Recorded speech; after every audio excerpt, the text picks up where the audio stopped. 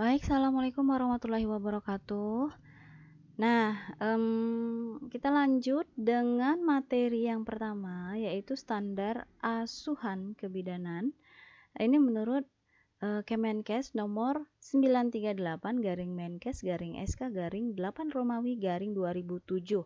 Nah, ini untuk metode maksudnya untuk materi yang pertama ini sudah saya jelaskan tadi pada RPS sebelumnya ya. Nah, mata kuliah ini kan sangat penting sekali dalam menunjang cara pembuatan laporan tugas akhir kalian nantinya pada semester 6. Tapi target utamanya tadi seperti saya sudah jelaskan di RPS, selesai mata kuliah ini kalian harus sudah siap proposalnya plus PowerPoint-nya. Nah, jadi jangan takut. Dalam minggu ini nanti akan saya bagikan nama-nama dosen pembimbingnya. Baik. Nah, asuhan kebidanan ya. Nah, jadi adapun tujuan dari manajemen kebidanan ini apa sih? Nah, kita mereview sedikit.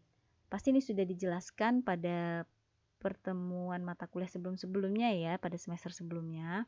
Nah, di sini tujuan manajemen kebidanan yang pertama yaitu adanya standar sebagai acuan dan landasan dalam melaksanakan tindakan kegiatan dalam lingkup tanggung jawab bidan, ya.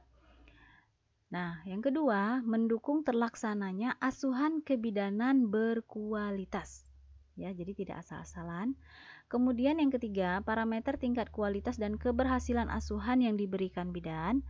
Yang keempat, perlindungan hukum bagi bidan dan klien atau pasiennya. Nah, itu tujuannya. Ya, perlu sekali manajemen kebidanan ini jadi tidak asal-asalan dalam membuat asuhan, terutama dalam memberikan implementasi atau mendiagnosa. Kalau diagnosanya udah salah aja itu pasti cara pengobatannya atau cara perawatannya juga akan salah.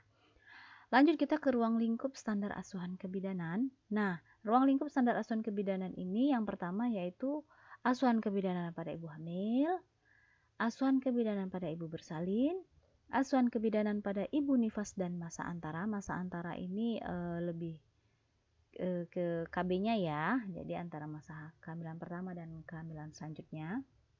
Kemudian asuhan pada bayi, kemudian asuhan pada anak balita sehat. Nah, kemudian ada asuhan pada masa reproduksi, ya. Itu ruang lingkupnya. Nah, standar asuhan kebidanan menurut keputusan Menteri Kesehatan nomor 938/Menkes/SK/8 Romawi 2007. Maaf ada kesalahan penulisan sedikit di sini. Yang pertama itu standar 1 pengkajian. Yap. Pengkajian data ini kan menggunakan data subjektif dan data objektif ya. Data subjektif itu data yang didapatkan dari ibunya, data objektif itu data yang didapatkan dari hasil pemeriksaan. Yap. Kemudian standar 2 itu perumusan diagnosa dan atau masalah kebidanan. Jadi setelah kita kaji, nah kemudian kita buat diagnosa atau nih kurang lebih kesimpulan dari pengkajian tadi ya. Atau ada masalah kebidanannya atau tidak. Kemudian standar 3 itu perencanaan. Nah, jadi di diagnosa ini jangan sampai salah dan pada pengkajian juga jangan sampai salah. Harus teliti, ya. Perencanaannya dibuat sesuai dengan diagnosa yang didapatkan. Kemudian dilakukan implementasi. Implementasinya itu tindakan apa yang akan kita berikan ya, atau tindakan yang kita berikan itu apa saja. Kemudian setelah itu evaluasi. Evaluasi ini adalah kita melihat setelah diberikan tindakan seperti contoh kayak pemberian obat. Nah, itu tuh seperti apa ya. Nah, kemudian standar ke-6 adalah pencatatan asuhan kebidanan. Jadi setelah kelima standar ini dilakukan, kita lakukan pencatatan asuhan kebidanan. Nah, itu di mana catatnya? Nah, formatnya sudah pernah dibahas pada pembelajaran dokumentasi kalau nggak salah ya. Nah, itu ditulis di situ. Nah, dokumentasi standar asuhan kebidanan, yap, yang perlu kalian perhatikan, pendokumentasian ini dibuat sesuai format pengkajian pada setiap asuhan. Jadi ada format asuhan kehamilan, persalinan, nifas, atau KB juga atau masa antara, neonatus, BBL, yap, sama bayi dan balita juga ada. Nah, bidan sebagai pemberi asuhan mencatat semua temuan saat dilakukan pemeriksaan atau tidak ada hasil yang direkayasa. Prinsipnya, catat apa yang diperiksa dan periksa apa yang dicatat. Jangan bingung dengan bahasa ini, maksudnya adalah kalian tidak merekayasa. Jadi catat apa yang kalian periksa. Contoh, ibunya ini tidak memerlukan pemeriksaan misalnya tentang mual muntah ya. Misalnya kalau mual muntah itu kan ada nggak sih ibu mual muntah kayak berapa kali sehari, kayak makannya gimana, kayak apa gitu ya. Nah jadi contoh ibunya nggak ada mual muntah tapi kalian tanyakan, ibu ada makan yang asam-asam, ada rasa mual-mual, ibunya udah jawab nggak ada gitu kan. Setiap pagi ada mual ibu, ada. Nah kenapa harus dikejar itu? Tidak ya. Nah tapi tanyalah sesuai dengan keluhannya.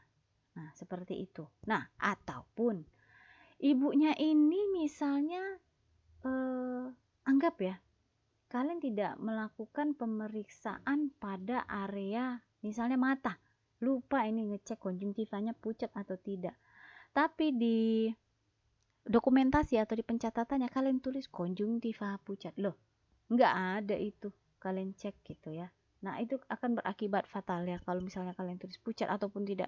Misalnya dia itu pucat tapi kalian nggak lakukan pemeriksaan. Nah, itu kalian tulis normal, itu bahaya. Sementara HB-nya juga nggak dicek.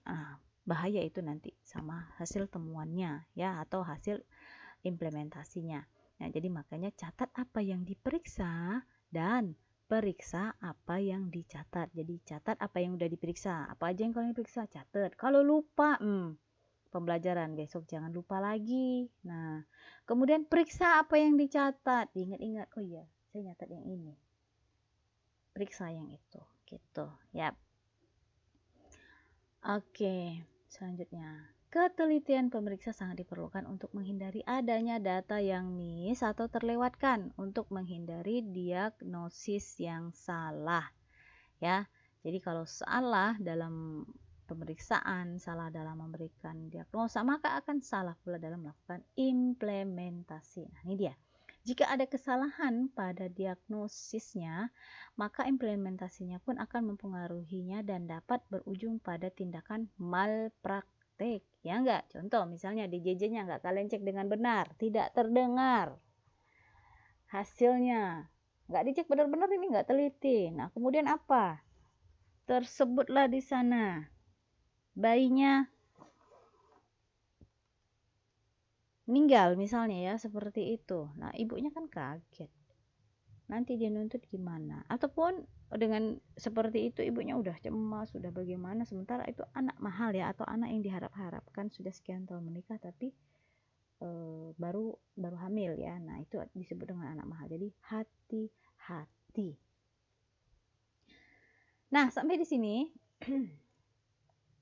ada tugas. Ya. Tugasnya apa? Di sini buat sebuah pendokumentasian asuhan kebidanan tentang kehamilan, bersalin, nifas, KB, dan BBL. Nah, di sini saya minta kalian buat tugas ya. Pendokumentasiannya seperti yang sudah pernah dibuat ya. Gampang kok, targetnya kan udah banyak, ini udah mulai buat ya kehamilan sama bersalinnya. Nah, di sini kumpulkan dalam 2 tahap. Tahap pertama ini saya minta kalian tulis, sorry ini saya ganti sedikit ya. Di sini tahap pertama pendokumentasian asuhan kehamilan dan bersalin ya. Jadi untuk kehamilan dan bersalin ini dikumpul pada jam 11.40 melalui e-learning saya. Nah, tahap keduanya kumpulkan minggu depan untuk keseluruhan pendokumentasiannya ini hingga BBL ya. Ini jamnya diganti jadi jam 11.40. Oke, baik ya, jam 11.40 itu terakhir kali nanti saya cek e-learningnya sudah masuk atau belum punya kalian ya. Oke, sampai di sini dulu. Lebih dan kurang saya mohon maaf. Assalamualaikum warahmatullahi wabarakatuh.